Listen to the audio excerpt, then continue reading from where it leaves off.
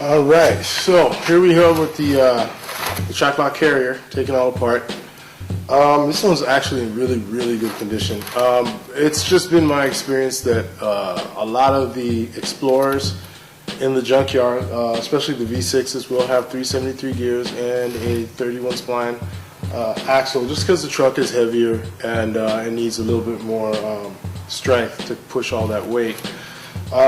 Which is actually great for a 5.0 Mustang. But the good thing about it, on the other hand, is that V6 doesn't have enough torque to really put any real damage on this thing. You know? So take a look at it.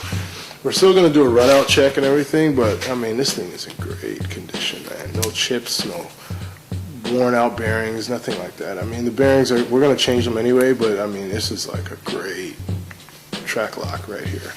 So if you ever get a used one from the junkyard, try to make sure it looks like this one, even though this one was cleaned up a little bit. Alright, so before we do anything else, we're going to rebuild the Trac-LOC itself. So here we have the new discs, just so you can check them out here. These are the new friction discs, you know. These ones got Kevlar in them, okay?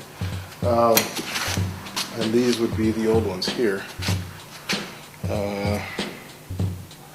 You know, they're all greasy and messed up, but these ones are not that bad. But I mean, judging by the age of the vehicle, we'll just go ahead and change them. One thing I'd like to say is very important: make sure you keep the order that they're in. You know, you don't want to just yank them off and then don't know the order of what they're supposed to be in. So. I'm actually going to be changing the order of this one because it's for a high performance application. As you can see with this is real smooth here. The problem is with it is a lot of times what happens is the first clutch pack disc here gets worn only on the insides here and leaves all this material on the outside. While that works for the most part, it's not really a good thing because it doesn't get full contact. Okay, so let's keep that in mind. I'll show you guys that modification. Also, too, the rebuild kit also comes with new steels. You know, the steels after a while they get worn out, they get flattened. You know, sometimes they warp from heat, depending on if they ran the rear end without any oil in it or something like that. Okay. All right. So what we're gonna do first is we're gonna soak it in some gear oil. This gear oil here, Royal Purple, is fairly expensive. You don't got to go, you know, super. As long as it has friction modifier additive in it, as you can see at the bottom here. Friction modifier additive. Okay, we're going to use that to soak the clutches. They need to be soaked at least 15 minutes prior to installation, just so that they're not dry going in. Because if they're dry, they'll burn up. Okay. Also, too, for these clutch packs, you have to check the clearance because they're actually there's a shim in there, so you got to make sure it's not too loose, or it actually won't work at all. Okay, so and if they're too tight, they'll burn them up really quickly. So we're gonna check the clearances on it, and then we're gonna go ahead and install them into the rebuilt case with the S-spring. Okay. Okay, so what we've done now is actually put this in the bead blaster, glass bead, just to clean it up and get all that old stuff off. I mean, it's got still a little crap here and there, but for the most part, just get it clean, get all that old stuff off, especially on this surface here where your new clutch packs will be riding. Now, this is what I was talking about earlier when it comes to Ford's original setup in the 80s. What ended up happening in the 80s with Ford is they have a fiber, two steels, a fiber, two more steels, a fiber, and then the shim. Okay? Problem is with that is, as you can see on this first one, that clean it up a little bit just so you can see. And this one's really worn down actually. Then it did need to be overhauled. If you take a look, ooh, there you go. If you take a look here, see that little groove there, that's where the fiber was making contact with the gear, and it wasn't making full contact, which is not good. It's almost like having 2.5 gears. Okay, get the camera refocused. All right, there you go. All right, so what we're going to do instead, the setup now for something that you're going to do for performance.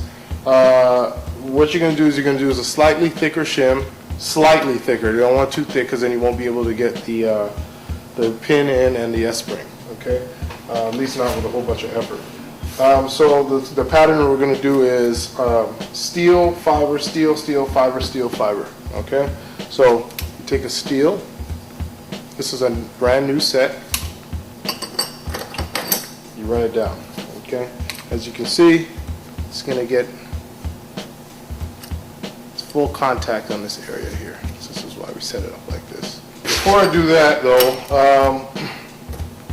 you want to make sure that the shim you're going to use, let me zoom out here. Alright, so before you set this up, you want to kind of measure your shim pack just to make sure. Okay, from the face of the gear right into the face of the carrier, you're looking at about 640 thousandths to 645 thousandths. So you want your clutch pack to pretty much be right in there, and since this is performance, you want it to be just slightly thicker. So what we're going to do is we're going to set up our clutch pack in the setting that we just talked about, where it's just going to be a steel first here. All right, little C-clamp, and I have a digital caliper here.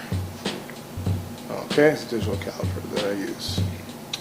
Alright, so now that you've assembled your kit here, you're going to take the C-clamp.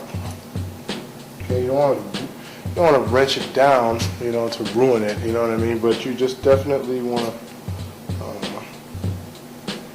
give it a little snugness so they can't come apart.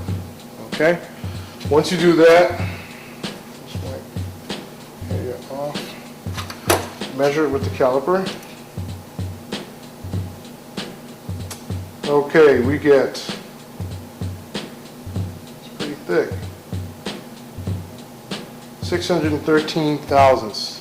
Okay, so this shim should not be more, maybe 30 thousandths at the most. Now you can just add the shim to that to get the length, but I'm going to use my micrometer here. Okay, so we're getting 0.65.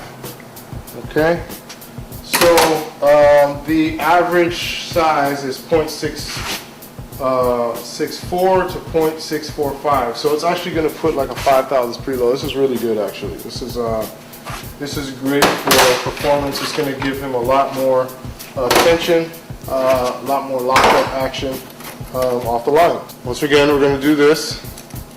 Okay. We're going to go steel first, okay, then a fiber, then a steel, then another steel, then a fiber, then a steel, and then finally the final fiber, and then your shim. Okay, that makes up your new clutch pack here. Okay, as you can see. Now this is, like I said, this is different from the Ford factory setup. This is designed to just keep the clutch pack face off of this gear so that it doesn't get all screwy. Okay, now we're going to clean and do the other one, and then I'll show you how to install it.